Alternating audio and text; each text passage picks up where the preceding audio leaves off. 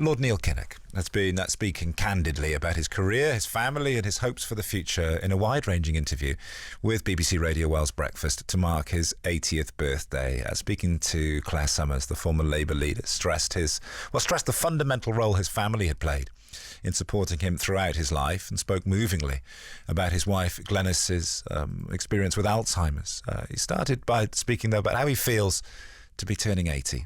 Surprised. Because I've never been, thank God, in any way seriously ill or had terrible injuries, but I'm still a bit surprised to get to 80. That you've reached 80? Yeah, it's amazing. And the whole family are a bit surprised too, because I've always very fortunately been able to eat well, and I'm part of the orange juice generation. And I'm very glad to say I don't have to go to many funerals of my friends, my contemporaries, so we're all doing fine. So reaching 80, you've achieved an awful lot. Let's just go back a few years, shall we, and look at the start of your career and take you back to 1970 when you were first elected as an MP. Was that always the plan? Did you always want to be an MP? No, I must say that as my time after university rolled by, and I had the dream job for me. I was teaching industrial economics and industrial relations. We'd just got married, we had a new house, there was a baby on the way, it was all idyllic. And then Harold Finch, my predecessor, a very nice man, up and announced at a meeting where I was taking the minutes that he wasn't going to fight the next election. So we got together in the club afterwards, the Instanath Club in Pont-y-Frith, and with the younger members of the party. Right, who are we going to run? Well, you silly sod, they said. And from there on, we made a great effort, never thinking that I could win the nomination. But I did win, so I then phoned my mum and dad. And my mother, Glenys, was 4 months pregnant by then with Steve. And my mother's response was, "Oh, that's lovely, lovely. Now, you take Glenys home and put her feet up." And did you always feel very comfortable, very natural in those situations, very comfortable with speaking, for example? No? I don't think I was ever really comfortable in the church-like surroundings of the House of Commons. And in conferences or in the PLP meeting, Parliamentary Labour Party meetings, when things were going tough and you had to fight your corner, that was all right, that was fine. But speaking in the Commons calls for a different dimension. What were the nerves like before doing something like that then? Paralysing. Really, it goads you into putting in that extra 5 or 10%.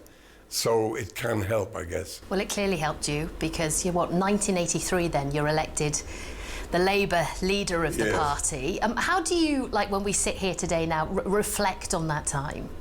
I knew it was going to be a very, very, very tough job, and I knew it was going to be a long job because there were several policy changes that had to be made to restore the credibility of the Labour Party.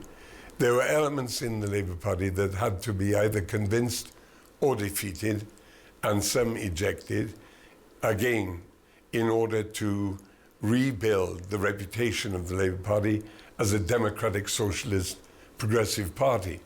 And I think if I'd really known how long it was going to be, and not how tough, I've never been afraid of that kind of challenge, but the idea that it would stretch out for 9 years and then conclude with narrow defeat, I think I would have thought twice. And you had many memorable moments with Margaret Thatcher. Over the years, has your opinion of her mellowed? In fact, it's deepened.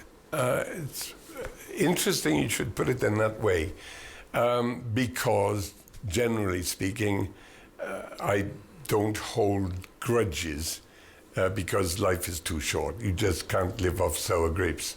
And so I dismiss all that. And I don't think she was doing it out of wickedness. I think she was doing it out of doctrine.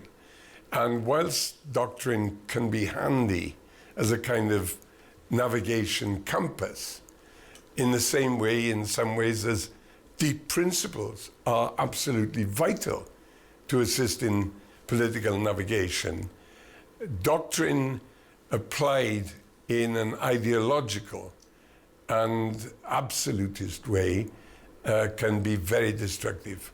Yeah, I mean, the history books, some will say, she was doing something right. She won 3 general elections. Yep. Yes. And history tells us that, doesn't it? I mean, I was interesting just thinking, would Partygate have happened under Margaret Thatcher's watch? Well, I think it's highly unlikely because whilst I think the lady had many faults, indulgence wasn't one of them. Let's move on to today. Your party, the Labour Party, runs through your blood. What state do you think that the Labour Party is in today? We're in a much better state than we were in 2019. It's partly because of Keir, and great credit to him, because he's got the high intelligence and, critically, the maturity, the sheer adulthood that offers such a strong contrast in terms of political leadership to the man who is Prime Minister, Boris Johnson, that is bound to be appealing. But in addition, as I'm sure Keir himself will acknowledge, the departure of Jeremy Corbyn was a significant blessing. The repair of Labour's reputation for being a rational, patriotic party offering serious alternative as a government, that is well underway. But of course, it's a detour we should never, ever have taken. Let's just talk about the Kinnock name and the legacy that you left. And your son, Stephen, now, Yep. The MP for Aberavon. Yep. I mean, how proud are you of him? Bursting. And he is, if I say so myself, a damn good MP, first class. And could he be a future leader of the Labour Party? He's got the T-shirt. And I've always thought of him as a highly intelligent man, which he is. Maybe he's got too much sense to even think about it. Well, clearly you're a huge, he's a huge admirer of yours. What an inspiration you must have been to him. And family, Neil, always so important to you. How important were your family to you, enabling you to have such a public role and do the job? Fundamental. That's an understatement. I was very fortunate in the family that raised me. My mum and dad were wonderful. And since I met Glenys, of course, she has been, well, the term used is a rock, but she's been a continent of rocks. And the kids have been wonderful. So I could want for nothing more. Yeah, Glenys always by your side, her own brilliant political career. Can I ask you, how is she? How are you all? Well, as you know, she's got Alzheimer's, and that doesn't get better. But the great thing about Glenys, she's retained her sense of merriment. And so she's outward looking, she's good company, she gets frustrated, obviously, sometimes terribly so. And for you to say, all that time she was your rock, I guess important for you now to be there for her when she needs you. Yeah, a few people have commented on the way in which that helps. I don't think of it as payback, but if I did, I'd still have a hell of a lot more to do.